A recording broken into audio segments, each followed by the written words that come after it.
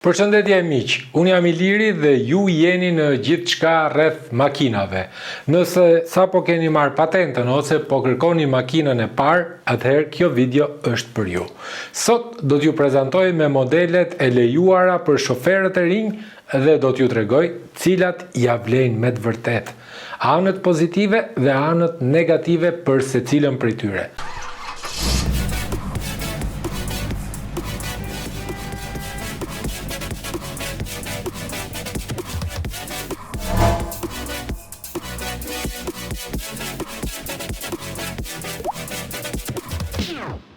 Në vend të parë qëndron një italiane Fiat 500, një mish hibride me 70 kuaj fuqi.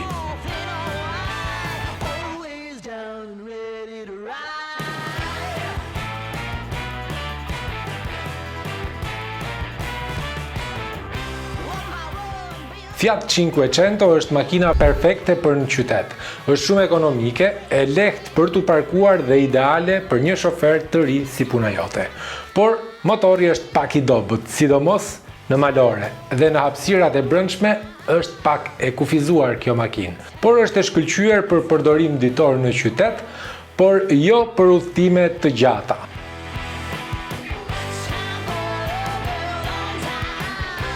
Në vend të dytë qëndron një Ford Fiesta me motor 1.1 titanium me 75 kuaj fuqi. Fiesta është një zgjidhje e balancuar, ka një konsum të ulët, komoditet i mirë dhe një shasi e qëndrueshme që i jep siguri shoferit të ri.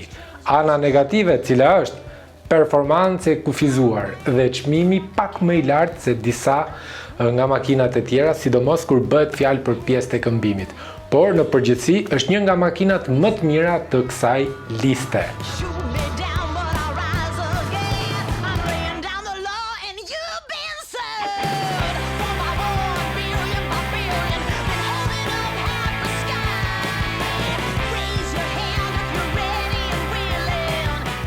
Sigurisht që në vendin e tretë do të nisim me një franceze, Renault Twingo, makinë elektrike me 22 kuaj fuqi, me 22 kW në fakt. Twingo elektrik është perfekt për në qytet, nuk shpenzon karburant, manovron lehtë dhe është shumë praktike. Por autonomia e ulët e kilometrave e kufizon paksa. Nuk është makinë për rrugë të gjata, por është fantastike për distanca të shkurtra dhe përdorim në qytet apo përdorim urban.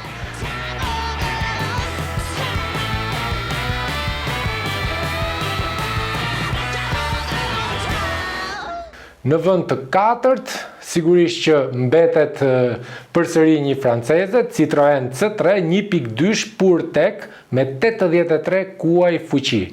Komoditeti është pika më e fortë e kësaj makine e këtij Citroën C3.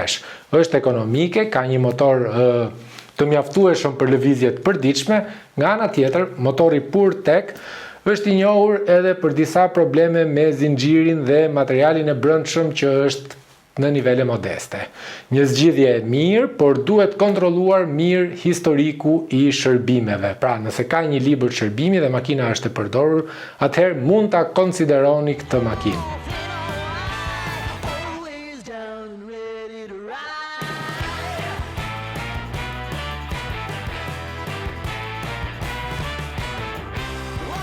Në vend të pestë është përsëri një italiane, një Fiat Panda me motor 1 mish hibride 69 kuaj fuqi. Panda është makina tipike, praktike dhe shumë ekonomike. Harxhon shumë pak, mban mjaft mirë rrugët e këqija dhe pjesët janë shumë të lira. Por është bazike. Zhurmon, pra çdo zhurmë që vjen nga jashtë futet brenda, nuk ofron shumë komoditet, por është e shkëlqyer për dikë që kërkon thjesht lëvizje të lirë dhe të sigurt, sidomos për ju që sapo keni marrë patentën.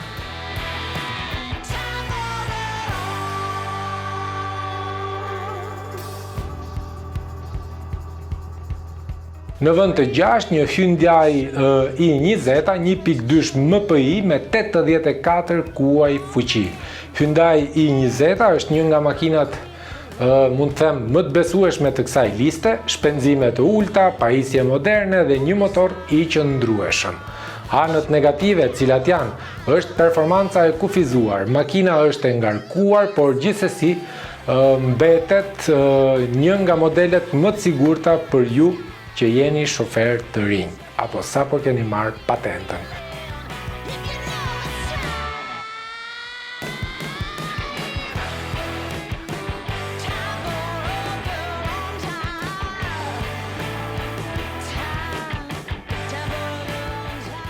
Në vend të 7 është një Kia Rio 1.2 me 84 kuaj fuqi dhe kjo Kia ndan të njëjtën filozofi si Hyundai i20, është e fortë, e besueshme dhe me kosto të ulët mirëmbajtjeje, por nuk ofron ndjesinë më moderne në kabinë dhe performanca nuk është sportive, por është një makinë e mirë si makinë e parë dhe është fantastike, mund të them, dhe këtë ju a jap me bindje sepse e kam provuar dhe vetë.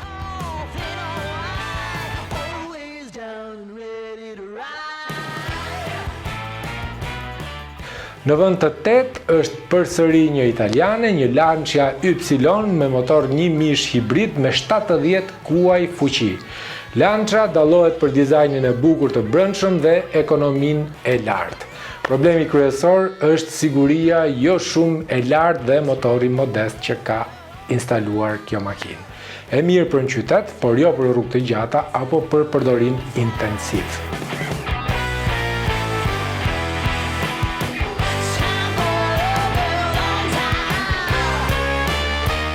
Në vend të 9 është një Mazda 2 1.5 motori me 75 kuaj fuqi. Mazda 2 është një nga makinat më të besueshme dhe më afatgjate, motori 1.5 është shumë ekonomik, drejtimi është shumë i mirë, i shkëlqyer dhe makina është e qëndrueshme. Ana e saj negative është hapësira e vogël që e kanë gjitha makinat dhe pjesët pak më të shtrenjta. Një zgjedhje e shkëlqyer për sa i përket çmimit dhe cilësisë.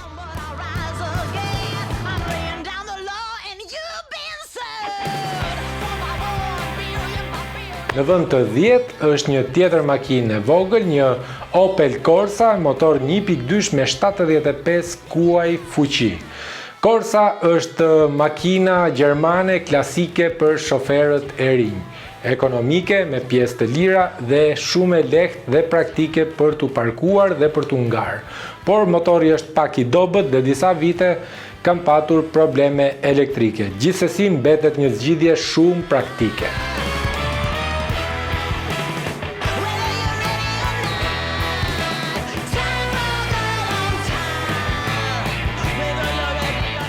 Në vend të 11 është një Renault Clio me motor 1 mish SCE me 67 kuaj fuqi që e bën këtë makinë të jetë shumë ekonomike, komode dhe moderne.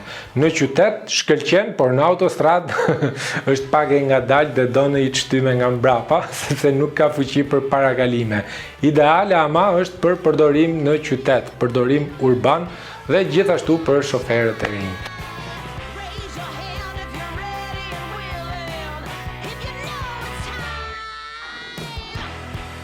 Në vend të 12 është një Seat Arona me motor 1 mish Eco TSI me 95 kuaj fuqi, pra deri në limitin e lejimit për patentat e reja. Seat Arona është një SUV i vogël i kësaj liste dhe ka motorin më të fortë, performancën më të mirë dhe sistemet më të avancuara të sigurisë dhe qëndrueshmërisë. Është shumë e lartë dhe është shumë praktike dhe komode. Nga ana tjetër, konsumi është pak më i lartë dhe pjesët kushtojnë pak më shumë. Një nga modelet më të mira është kjo Seat Arona në përgjithësi.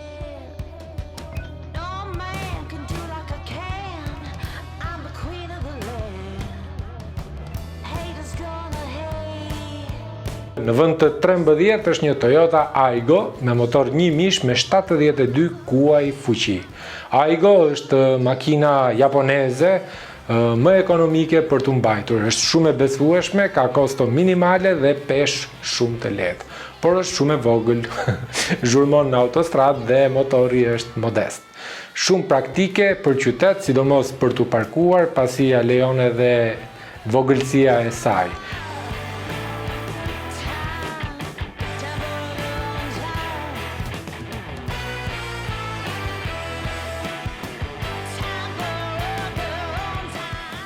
Atëherë, përfundimi, këtë Këto ishin edhe 13 makinat e lejuara për shoferët e rinj dhe vlerësimi i tyre real në kushtet e përdorimit të përditshme.